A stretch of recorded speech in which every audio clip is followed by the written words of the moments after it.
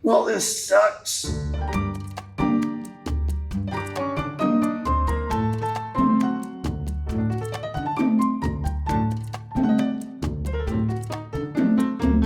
You're watching Fameless, a podcast for the rest of us, where we examine the curious human desire for fame. We'll talk with fameless people about what fuels their desire for fame and the challenges they've faced in pursuit of it. For the only people who know more about what it takes to make it in this world than those who made it are those who didn't. So come along with us on our journey down the bumpy road to fame, where we'll discover the only real difference between the famous and the fameless is one right turn.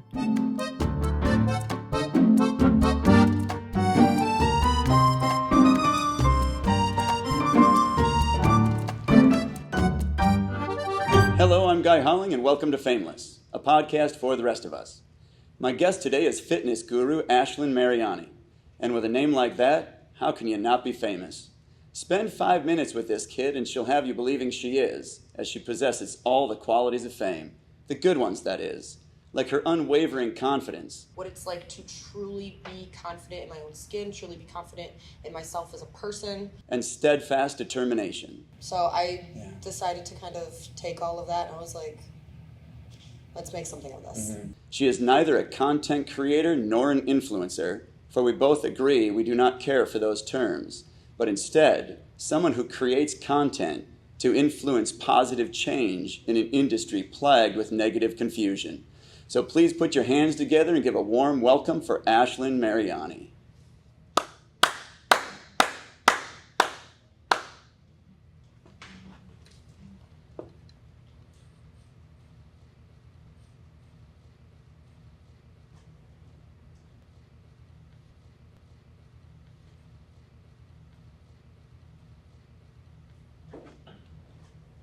Well, I don't really know where it all started. Maybe it was the endless hours I spent training for gymnastics competitions growing up, or maybe the countless days that I spent hiding behind the weights in the gym while fighting my way out of the foster care system. Moving from school to school, foster family to foster family, relationship change after relationship change, there's no doubt that my daily circumstances never failed to leave me lost, yearning to find a purpose. Through it all, one constant remained the same, and that was every time I looked in the mirror, I saw all that confusion staring right back at me. While I easily could have turned to any other rather unhealthy coping mechanisms, and I'm sure you can fill in the blanks, I found myself turning to the weights I once hid behind. I was no longer going to the gym because I wanted to be skinny, or because you're supposed to in order to stay healthy. I found myself throwing the heaviest things I could find out of rage, out of spite for every person that has ever left me doubting myself, hating myself even. Sooner than later, the reflection staring back at me was no longer a shell of a person only hoping for a better tomorrow, but rather the woman that I so desperately needed to guide me in my youth.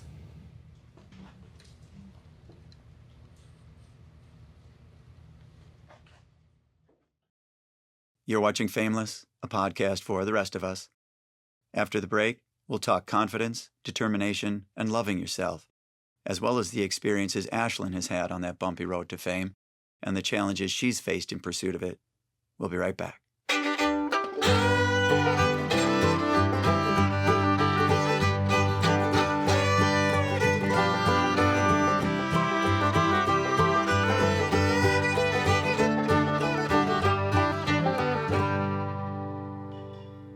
Welcome back to Fameless, a podcast for the rest of us.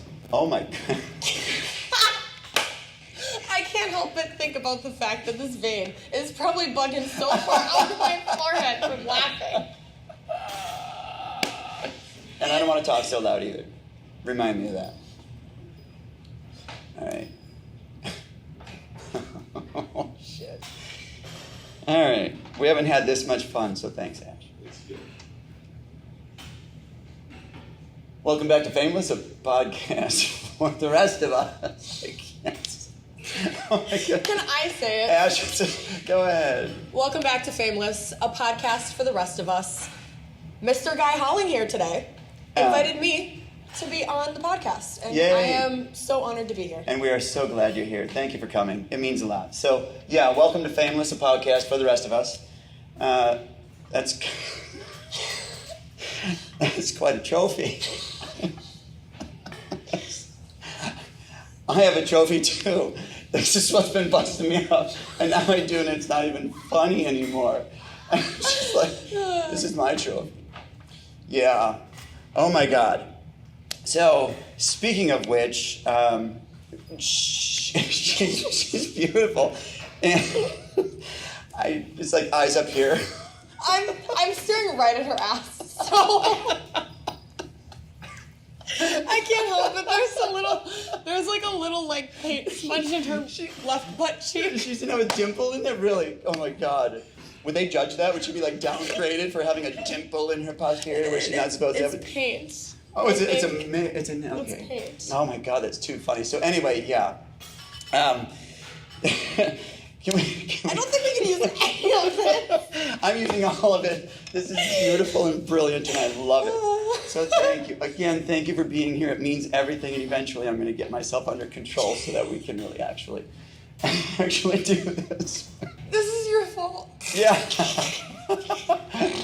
So anyway, we go back a few years, and enough years for me to know that I have never met anybody with the level of confidence that you have, and it has been a thing that I've noticed about you ever since I first met you, and I marvel at it, because your level of confidence is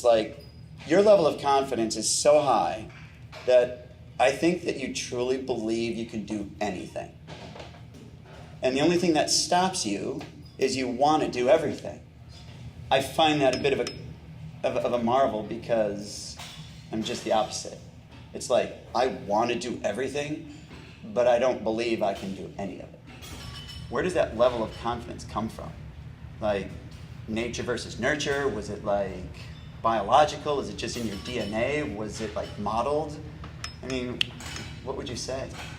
I'm gonna say I'm really good at pretending. I'm gonna say I'm really good at playing pretend. Okay, because that's gonna shatter my bubble. Truth be told, scratch that.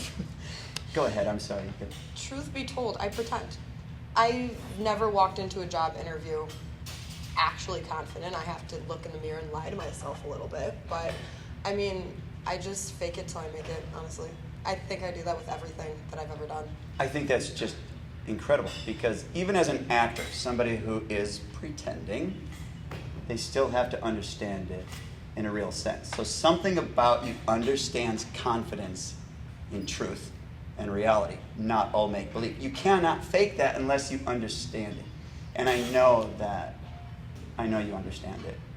I think that there's definitely certain things in life that give me a little bit of a heightened sense of confidence at times.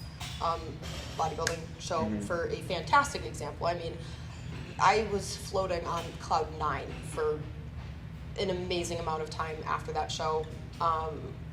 Honestly, I think that little moments like that kind of give me a taste of what it is. It really just kind of gives me a little bit of a taste of what it's like to truly be confident in my own skin, truly be confident in myself as a person, in my own abilities. And then I just kind of take that, and anytime I'm not feeling particularly confident or particularly comfortable in myself, I just kind of reminisce on the times that I really was. And I just take that and I embody it, and I turn it into a new character for job interviews or for any hobbies I choose to pick up along the way. Wow. I just think that's incredible. And then you talked about your bodybuilding show, and it tells me that not only do you have this amazing, high self-confidence, but you also have all the determination in the world. And to do a show like that, I mean, to prepare for a show, not just to do the show's enough, but to prepare for that and do with your body what you did in order to compete at that level. I mean, that just takes your confidence and your determination to a whole nother level, and I can't even imagine it. So what was that experience like? Grueling. It was grueling, and honestly, I didn't know anything until I knew.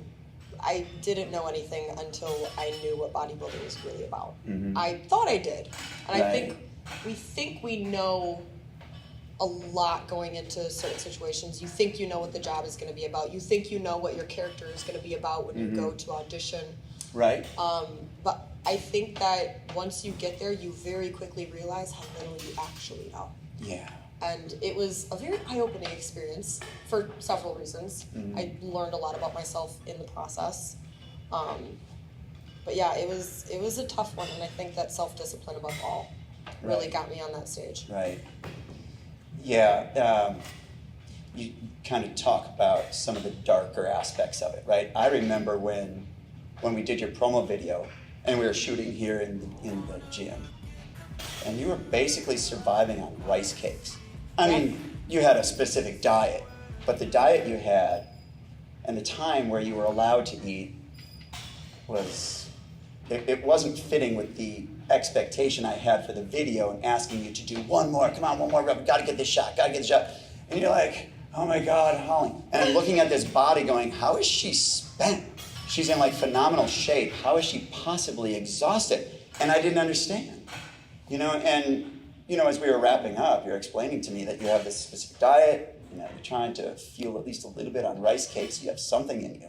But yeah, I remember you sitting on this machine right over here, and you're like, and I get the coolest shots of like all the rips in your pecs, and man, you were just like spent, and I felt awful. I still feel bad. I can't even look at that video, as beautiful as it is, and as much as I love it, I'm like, God, what did I do to that poor kid?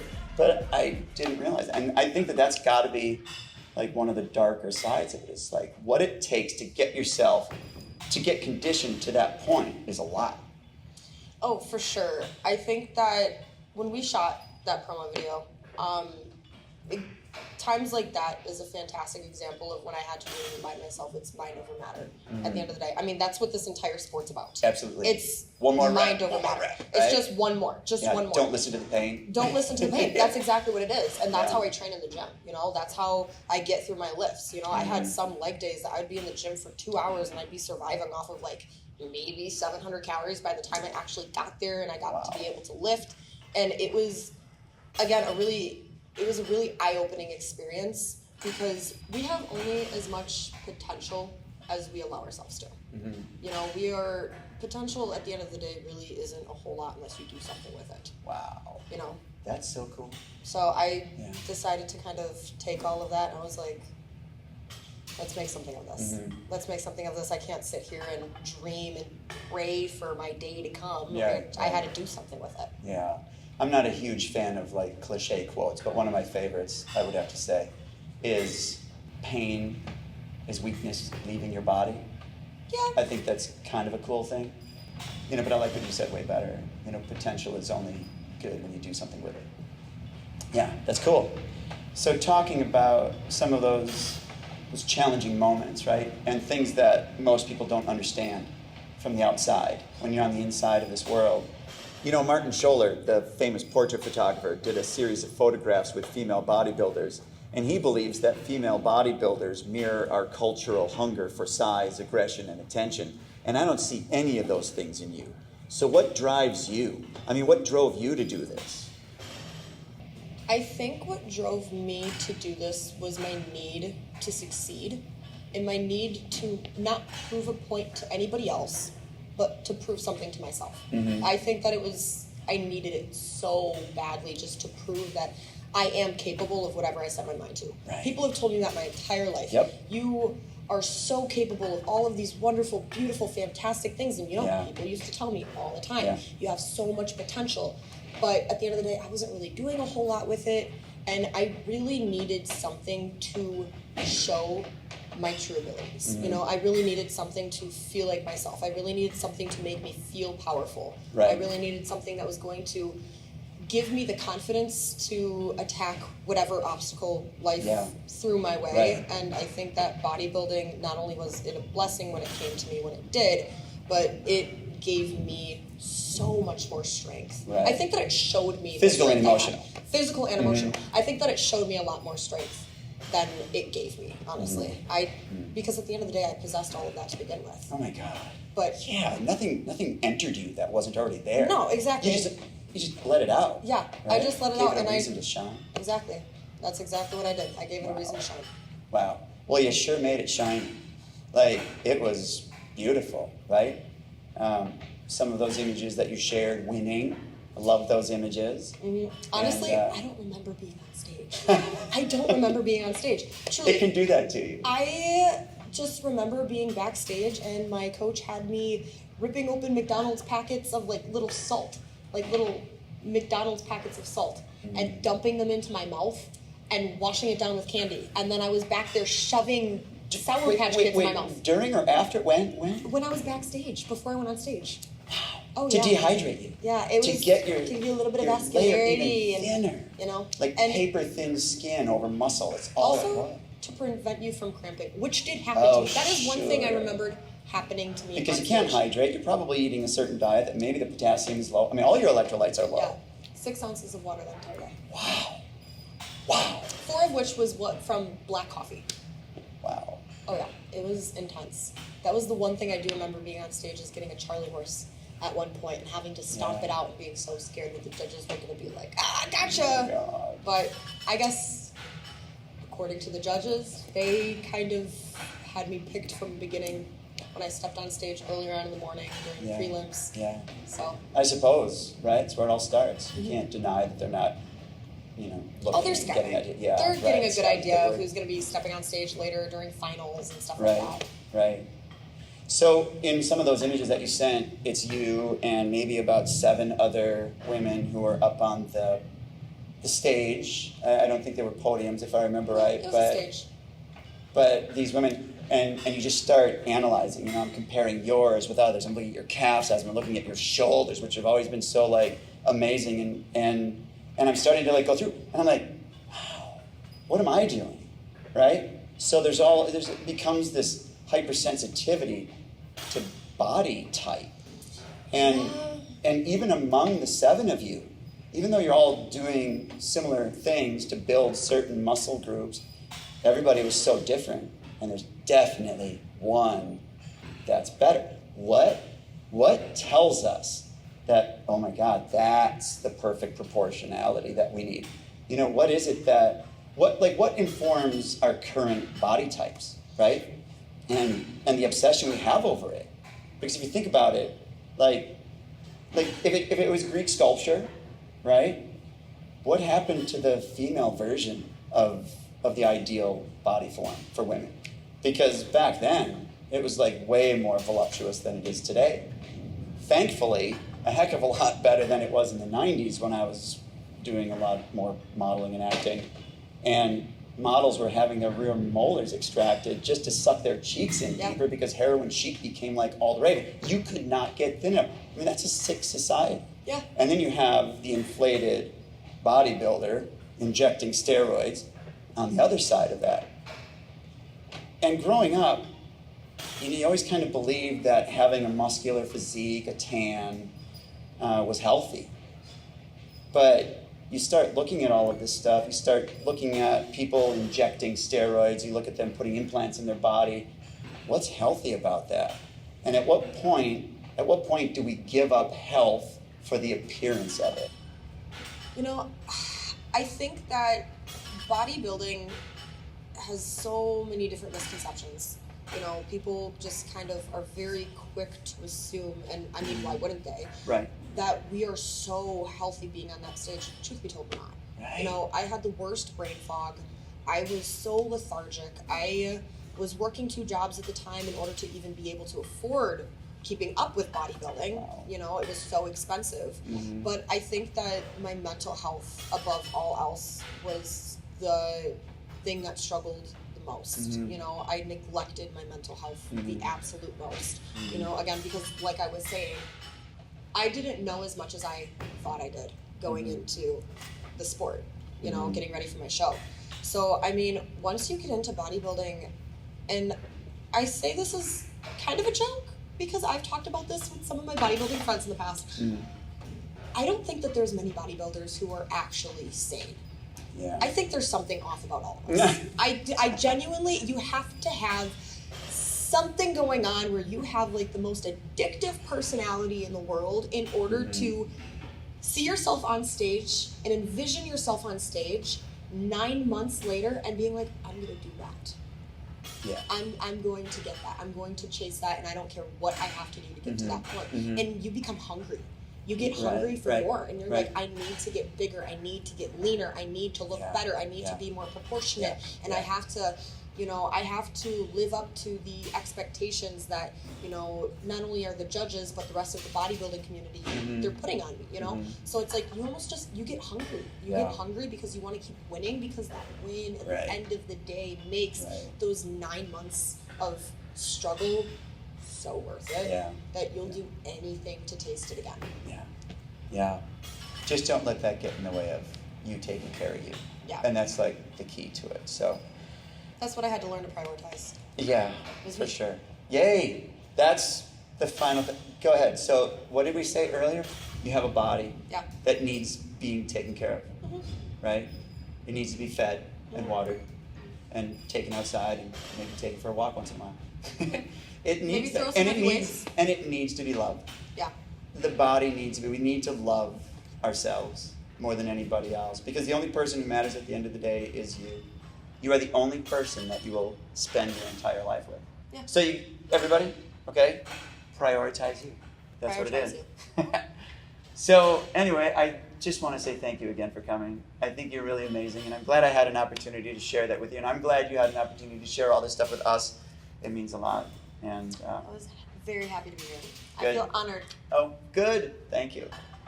Thank you for tuning into Fameless, a podcast for the rest of us. Join us next time when my guest is most likely fameless, so you don't know him anyway. Until then, stay fameless. See you in the grocery store. Woo! Fist bump. Oh, you go. wait. Okay. Boom. Oh, it's the same. Same hand. Boom! There we go. God. Oh, you're we need to pose up. Hey, let's go lift some. You want to lift? Come on, I got to lift a little bit. You got a little in you Yeah, left? come on, let's go do it. Let's see how fast Josh can. Oh my God. I know, I'm so sick. We didn't bring a mic. We need a mic. You got it in here. Oh my God. All right, is that what I'm doing? Okay. All the way through? Yes. Okay. Does he have the shoulder flexibility? Oh God, something's breaking. Oh! Ow! Ow! This shit! Oh my God, you got it! Boom! Wow! All right, Yeah! What else you got?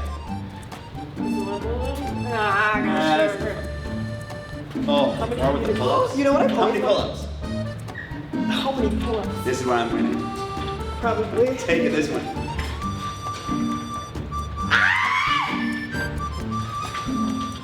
I'm starting to do CrossFit pull-ups. Okay, here we go. This is where I'm going to just like. Am I cheating? No, you're not cheating. I was fine. Oh, yeah. I told you, you're gonna look for them. I quit. Can't end on 13. That's like someone let me think. Ah! Cramp. Where else we going? And then the other one that I know, you this foot in front, and you kind of. Oh, jeez. Something like that. Come up a little bit. I clearly need to work on rotational flexibility. Come up a little bit. More. There we go. Looks kind of right. I don't know. I don't do men's poses. I think I pulled something in my. Here's where I lose. Okay. I concede. What? I totally concede. All right. It's been far too long, and I don't have any flexibility to get my hips up over my shoulders to even do this. So it's like, Sure. oh, I'm gonna bend my elbows and everything. Oh, shit! I got a little too close to the floor.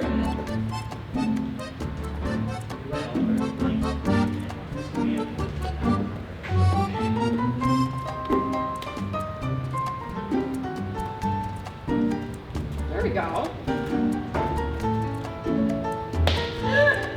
Close enough.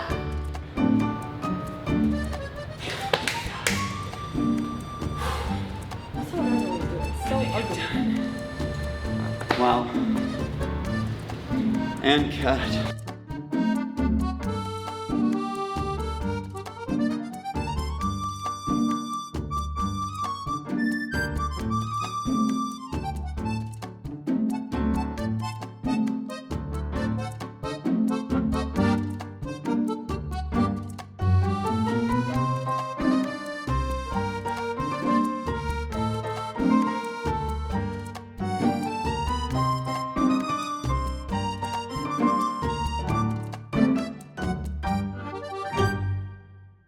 So I just really want to take this opportunity to say thank you so much for being here. It really means a lot. Thanks for having me. Good. Appreciate it. Good. Thank you for tuning into Fameless, a podcast for the rest of us. Join him next time when his next guest is most likely fameless. So you're not going to know who they are anyways. Until then, Stay fameless. stay fameless and stay shameless. See you in the grocery. I don't think we can name it. Oh, that would have been good. Oh my God, thank you. Thank you, thank you.